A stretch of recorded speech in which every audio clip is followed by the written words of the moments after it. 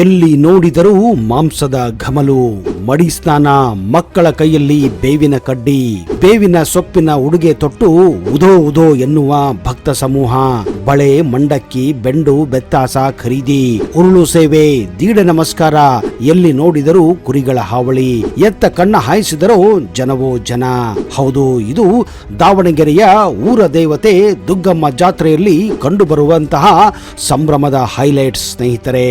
ಜಾತ್ರೆಗೆ ರಾಜ್ಯದ ನಾನಾ ಕಡೆಯಿಂದ ಸಹಸ್ರಾರು ಸಂಖ್ಯೆಯಲ್ಲಿ ಭಕ್ತರು ದೇವಸ್ಥಾನಕ್ಕೆ ಆಗಮಿಸುತ್ತಾರೆ. ಮಹಾಪೂಜೆಗೆ ಭಕ್ತರ ದಂಡೆ ಹರಿದು ಬರುತ್ತದೆ. ಭಕ್ತರು ಸರತಿ ಸಾಲಿನಲ್ಲಿ ನಿಂತು ದೇವಿಯ ದರ್ಶನವನ್ನ ಪಡೆಯುತ್ತಾರೆ.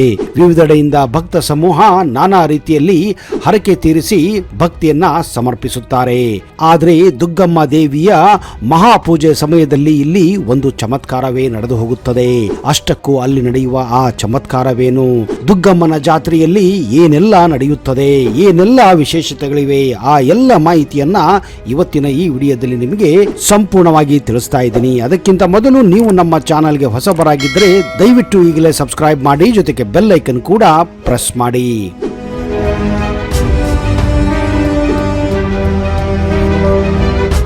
ಎರಡು ವರ್ಷಕ್ಕೊಮ್ಮೆ ನಡೆಯುವ ಈ ಜಾತ್ರೆಯ ಸಮಯದಲ್ಲಿ ಇಲ್ಲಿ ದೇವಿಯ ಮಹಾಪೂಜೆ ನಡೆಯುತ್ತದೆ. ಪೂಜೆ ವೇಳೆ ದೇವಿಯ ಕಣ್ಣುಗಳಿಂದ ಧಗೆಧಗೆ ಉರಿಯುವಂತಹ ಬೆಂಕಿಯ ಉಂಡಿಯು ಕಾಣುತ್ತದೆ. ಇದು ಭಕ್ತಿಯಿಂದ ದೇವಸ್ಥಾನದ ಒಳಗೆ ಇರುವಂತಹ ಭಕ್ತರಿಗೆ ಮಾತ್ರ ಗೋಚರಿಸುತ್ತದೆ. ಹೀಗೆ ಉರಿಯುವ ಬೆಂಕಿ ದೇವಿಯ ಕಣ್ಣಲ್ಲಿ ಕಂಡರೆ ಅದು ಅವರಿಗೆ ಸಕಾರಾತ್ಮಕ ಭಾವನೆಯನ್ನ ನೀಡುತ್ತದೆ ಎಂದು ಪಂಡಿತರು ಉಲ್ಲೇಖಿಸುತ್ತಾರೆ. ಇದೇ ಕಾರಣ ಮಹಾಪೂಜೆ ವೇಳೆ ದೇವಿಯ ಕಣ್ಣುಗಳಲ್ಲಿ ಆ ದಿವ್ಯ ಶಕ್ತಿಯನ್ನು ನೋಡಲು ಜನ ಇಲ್ಲಿ ಕಿಕ್ಕಿರಿದು ಕಾಯುತ್ತಾರೆ. ರಾತ್ರಿ ಇಡೀ ಭಕ್ತರು ದೀಡ ನಮಸ್ಕಾರ, ಉರುಳು ಸೇವೆ, ಬೇವಿನ ಸೀರೆ ಉಟ್ಟು ನಗರ ದೇವತೆಗೆ ಹರಕೆಯನ್ನ ತೀರಿಸಿಕೊಳ್ಳುತ್ತಾರೆ. ಮಹಾಪೂಜೆ ವೇಳೆ ಅಂತೂ ಇಲ್ಲಿ ಜನಸಾಗರವೇ ಇರುತ್ತದೆ. ಬೇವಿನ ಸೀರೆ ಉಡುಗೆ ತೊಟ್ಟವರ ಅನುಕೂಲಕ್ಕಾಗಿ ಇಲ್ಲಿನ ದೇವಸ್ಥಾನ ಮಂಡಳಿ ಈಗ ಶವರ್ ಬಾತ್ ವ್ಯವಸ್ಥೆಯನ್ನು ಕೂಡ ಮಾಡಲಿದೆ. ದೇವಾಲಯದ 500 ಮೀಟರ್ ವ್ಯಾಪ್ತಿಯಲ್ಲಿ ಪ್ರಾಣಿ ಬಲಿ ನಿಷೇಧವಾಗಿದ್ದರಿಂದ ಹರಕೆ ತೀರಿಸಲು ತಂದಿದ್ದ ಕುರಿಗಳನ್ನ ದೇವಾಲಯದ ಪ್ರದಕ್ಷಿಣೆ ಮಾಡುವುದು ಕಂಡುಬರುತ್ತದೆ. ಮಹಿಳೆಯರು ಅರಿಶಿನ ಕುಂಕುಮದೊಂದಿಗೆ ದೇವಿಗೆ ಉಡಿಯನ್ನ ತುಂಬುತ್ತಾರೆ.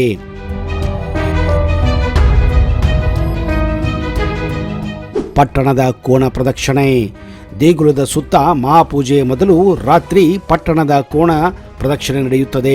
ಈ ಕೋಣಕ್ಕೆ ಆರತಿ ಮಾಡಲಾಗುತ್ತದೆ. ತಳವಾರಕೆರೆ, ಹೊಂಡದ ಸರ್ಕಲ್, ಶಿವಾಜಿನಗರ, ಕುಂಬಾರಕೆರೆ, ಗಣೇಶಪೇಟೆ ಸೇರಿದಂತೆ ಇನ್ನಿತರ ಕಾಲೋನಿಗಳಲ್ಲಿ ಕುರಿಗಳ ಹರಕೆ ಕೂಡ ತೀರಿಸಲಾಗುತ್ತದೆ. ಹರಕೆ ಹೊತ್ತವರು ದೇವಿಗೆ ಎಡೆಯನ್ನ ಅರ್ಪಿಸುತ್ತಾರೆ. ಗಣ್ಯರು, ರಾಜಕೀಯ ವ್ಯಕ್ತಿಗಳು, ಸಿನಿಮಾ ತಾರೆಯರು ಸೇರಿದಂತೆ ಸಾಮಾನ್ಯ ಜನರು ಕೂಡ ಉರುಳು ಸೇವೆಯನ್ನ ಕೈಗೊಂಡು ತಮ್ಮ ಇಷ್ಟಾರ್ಥಗಳು ನೆರವೇರಿಸುವಂತೆ ದೇವಿಯಲ್ಲಿ ಬೇಡಿಕೊಳ್ಳುತ್ತಾರೆ. ಇಲ್ಲಿ ಚಿಕ್ಕ ಹುಡುಗಿಯರಿಂದ ಹಿಡಿದು ಯುವತಿಯರು, ಮಹಿಳೆಯರು ಕೇವಲ ಬೇವಿನ ಉಡುಗೊರೆಯನ್ನ ತೊಟ್ಟು ದೇವಾಲಯ ಸುತ್ತಲೂ ದೀಡ ನಮಸ್ಕಾರ ಕೆಲವರು ಹಾಕಿದರೆ, ಇನ್ನು ಕೆಲವರು ಬೇವಿನ ಉಡುಗೊರೆಯನ್ನ ತೊಟ್ಟು ಉರುಳು ಸೇವೆಯನ್ನ ಮಾಡುತ್ತಾರೆ. ಹೀಗೆ ಮಾಡಿ ತಮ್ಮ ಹರಕೆಗಳನ್ನ ದೇವಿಯಲ್ಲಿ ತೀರಿಸಿಕೊಳ್ಳುತ್ತಾರೆ. ಇದು ಹಲವಾರು ವರ್ಷಗಳಿಂದ ಈ ದುರ್ಗಮ್ಮನ ಜಾತ್ರೆಯಲ್ಲಿ ನಡೆದುಕೊಂಡು ಬಂದಂತಹ ಒಂದು ವಿಶೇಷ ಪರಂಪರೆಯಾಗಿದೆ.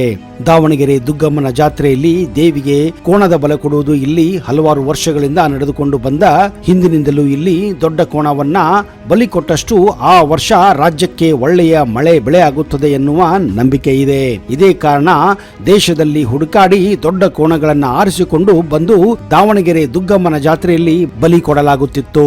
ಹೀಗೆ ಮಾಡಿದರೆ ದೇವಿ ಒಲಿಯುತ್ತಾಳೆ ಹಾಗೂ ಊರಿನ ಜನರಿಗೆ, ರಾಜ್ಯಕ್ಕೆ ಒಳ್ಳೆಯದಾಗುತ್ತದೆ ಎನ್ನುವ ನಂಬಿಕೆ ಇಲ್ಲಿನ ಜನರಲ್ಲಿದೆ.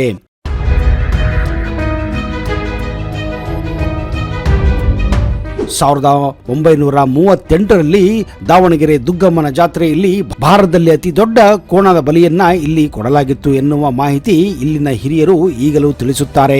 ಅದಕ್ಕಿಂತ ಮೊದಲು ಇಲ್ಲಿ ಕೋಣಗಳನ್ನ ಕಡಿದು ಅದರ ತಲೆಯನ್ನ ಒಬ್ಬ ಭಕ್ತ ಹೊತ್ತಿಕೊಂಡು ವಾದ್ಯಕ್ಕೆ ತಕ್ಕಂತೆ ಕುಣಿದು ದೇವಸ್ಥಾನವನ್ನ ಸುತ್ತುತ್ತಿದ್ದ ಪರಂಪರೆ ಇಲ್ಲಿ ಇತ್ತು ಎಂದು ನಂಬಿಕೆ ಇದೆ. ಆದರೆ ಕಾಲಕ್ರಮೇಣ ಇದೊಂದು ಅತ್ಯಂತ ಘೋರವಾದ ಕಾರ್ಯವೆಂದು ಪರಿಗಣಿಸಿ ಈ ಒಂದು ಪರಂಪರೆಯನ್ನ ಈ ದೇವಸ್ಥಾನದಲ್ಲಿ ಮುಂದುವರಿಸಿಲ್ಲ.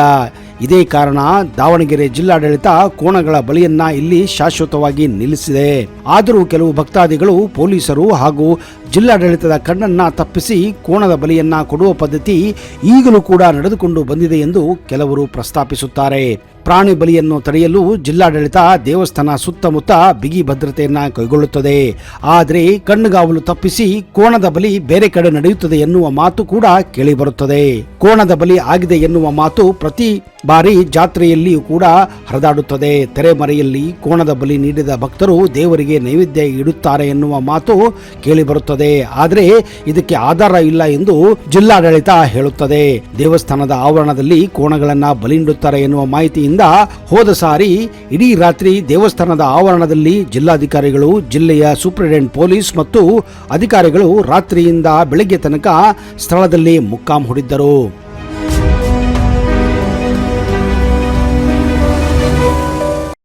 ಭಕ್ತರು ಜಾತ್ರೆಯಲ್ಲಿ ಕೋಣ ಬಲಿ ನೀಡಿದರೆ ಮಾತ್ರ ತಾಯಿ ಸಂತುಷ್ಟಳಾಗುತ್ತಾಳೆ ಎನ್ನುವ ನಂಬಿಕೆಯೊಂದಿಗೆ ದೇವಸ್ಥಾನದ ಪ್ರದೇಶ ಬಿಟ್ಟು ಇನ್ನೊಂದು ಪ್ರದೇಶದಲ್ಲಿ ಉದೋ ಎಂದು ಭಕ್ತರು ಕೋಣವನ್ನ ಬಲಿ ಕೊಡುತ್ತಾರೆ ಎನ್ನಲಾಗಿದೆ. ನಂತರ ದುಗ್ಗಮ್ಮ ದೇವತೆಗೆ ಬಿಟ್ಟಂತಹ ಕೋಣದಿಂದ ಸಿರಿಂಜ್ ಮೂಲಕ ವೈದ್ಯರು ದುಗ್ಗಮ್ಮ ದೇವಿಗೆ ಅರ್ಪಿಸುತ್ತಾರೆ. ದಾವಣಗೆರೆ ನಗರದಲ್ಲಿ ಜಾತ್ರೆ ನಿಯಮಿತ ಕುರಿ, ಕೋಳಿ ಬಲಿ ನೀಡಿ ತಮ್ಮ ಹರಕೆ ತೀರಿಸುತ್ತಾರೆ. ಎಲ್ಲೆಡೆ ಬಾಡೂಟ ಘಮಿಸುತ್ತದೆ. ಪ್ರತಿ ಮನೆಯಲ್ಲಿ ಜಾತ್ರೆಯ ಸಂಭ್ರಮ ಮನೆ ಮಾಡುತ್ತದೆ. ಹಾಗೆಯೇ ಅಂತಹ ಮನೆಗಳು ನೆಂಟರಿಂದ ತುಂಬಿ ಹೋಗುತ್ತವೆ. ನಗರಕ್ಕೆ ಚರ್ಮದ ವ್ಯಾಪಾರಿಗಳು ಈ ಸಮಯದಲ್ಲಿ ಬಂದಿರುತ್ತಾರೆ. ಭಕ್ತರ ಕಷ್ಟ ನಿವಾರಿಸಿ ಬೇಡಿದವರ ನೀಡುವ ದಾವಣಗೆರೆ ನಗರ ದೇವತೆ ದುಗ್ಗಮ್ಮನನ್ನ ಶಕ್ತಿ ಸ್ವರೂಪಿಣಿ ಎಂದು ನಂಬುತ್ತಾರೆ.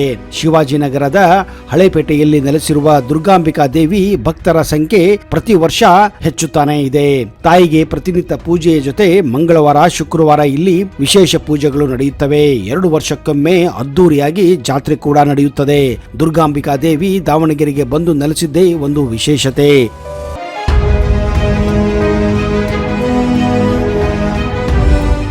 ಸರಿಸುಮಾರು 200 ವರ್ಷಗಳ ಹಿಂದೆ ದಾವಣಗೆರೆಯ ಬಳೆ ವ್ಯಾಪಾರಿಯೊಬ್ಬ ಹರಪನಹಳ್ಳಿ ತಾಲೂಕಿನ ದುಗ್ಗಾವತಿ ಗ್ರಾಮದಲ್ಲಿ ಮನೆ ಮನೆಗೆ ತೆರಳಿ ಬಳೆ ವ್ಯಾಪಾರವನ್ನ ಮಾಡುತ್ತಿದ್ದ. ವ್ಯಾಪಾರ ಆಗದ ಕಾರಣ ಆ ವ್ಯಾಪಾರಿ ದುಗ್ಗಮ್ಮನ ದೇವಸ್ಥಾನದಲ್ಲಿ ಮಲಗಿಕೊಳ್ಳುತ್ತಿದ್ದ. ಆಗ ಕನಸಿನಲ್ಲಿ ದುಗ್ಗಮ್ಮ ಆ ವ್ಯಾಪಾರಿಗೆ ಪ್ರತಿನಿತ್ಯ ವ್ಯಾಪಾರದ ಮೊದಲು ತನಗೆ 5 ಬಳೆ ನೀಡಿ ನಂತರ ವ್ಯಾಪಾರ ಪ್ರಾರಂಭ ಮಾಡು ಎಂದು ಹೇಳುತ್ತಾಳೆ.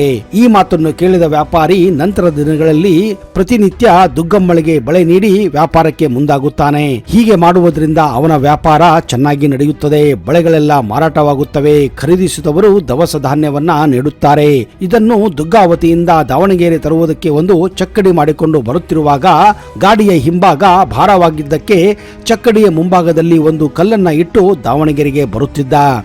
ದಾವಣಗೆರೆಯ ಹಳೇಪೇಟೆ ಮಾರ್ಗವಾಗಿ ಮನೆಗೆ ಹೋಗುತ್ತಿದ್ದಾಗ ಚಕ್ಕಡಿ ಮುರಿದುಕೊಂಡು ಬೀಳುತ್ತದೆ. ಆ ದುಂಡು ಕಲ್ಲು ಉರುಳಿಕೊಂಡು ಈಗಿರುವ ದೇವಸ್ಥಾನದ ಬಳಿ ಬಂದು ನಿಲ್ಲುತ್ತದೆ. ಅದೇ ಸಮಯದಲ್ಲಿ ದುಗ್ಗಮ್ಮ ಬಾಲಕಿ ರೂಪದಲ್ಲಿ ಬಂದು, ನಾನು ಸಂತೃಪ್ತಳಾಗಿದ್ದೇನೆ, ಇಲ್ಲಿಯೇ ದೇವಸ್ಥಾನ ನಿರ್ಮಿಸುವಂತೆ ಆ ದೇವಿ ಆ ವ್ಯಾಪಾರಿಗೆ ಹೇಳಿ ಮಾಯವಾಗುತ್ತಾಳೆ. ಈ ಹಿಂದೆ ಬೇವಿನ ಮರದ ಕೆಳಗೆ ಕತ್ತಲೆಯಿಂದ ಕೂಡಿದ್ದ ಚಿಕ್ಕ ಗುಡಿಯಲ್ಲಿ ದುಗ್ಗಾವತಿಯಿಂದ ತಂದ ದುಂಡಿಕಲ್ಲನ್ನೇ ಮೂರ್ತಿಯಾಗಿ ಪೂಜಿಸಲಾಗುತ್ತಿತ್ತು. ನಂತರ ದುಂಡಿಕಲ್ಲನ್ನ ಶಿಲಾಮೂರ್ತಿಯಾಗಿ ಮಾಡಲಾಯಿತು. ದೇವಸ್ಥಾನ ಇಲ್ಲದ ಕಾರಣ ದಾವಣಗೆರೆಯ ಮಹನೀಯರೆಲ್ಲ ಸೇರಿಕೊಂಡು 1934ರಲ್ಲಿ ದೇವಾಲಯದ ಜೀರ್ಣೋದ್ಧಾರ ಮಾಡಿ ಶ್ರೀ ಜಯದೇವ ಮುರುಘರಾಜೇಂದ್ರ ಸ್ವಾಮಿಗಳಿಂದ ದೇವಿಯ ಪ್ರತಿಷ್ಠಾಪನೆ ಮಾಡಿಸಲಾಗುತ್ತದೆ.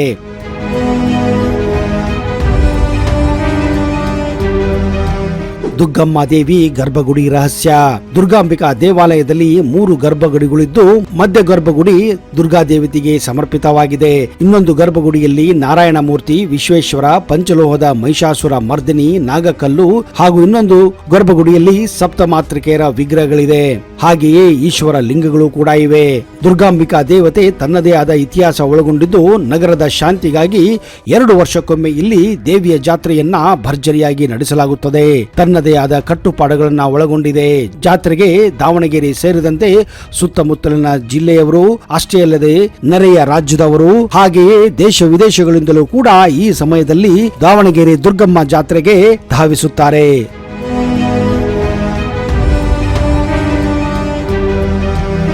ಸ್ನೇಹಿತರೆ, ನಿಮಗೇನಾದ್ರೂ ಅವಕಾಶ ಸಿಕ್ಕರೆ ನೀವು ಕೂಡ ಒಮ್ಮೆ ದಾವಣಗೆರೆ ದುಗ್ಗಮ್ಮನ ಜಾತ್ರೆಗೆ ಹೋಗಿ ದೇವಿಯ ಆಶೀರ್ವಾದವನ್ನ ಪಡೆಯಿರಿ.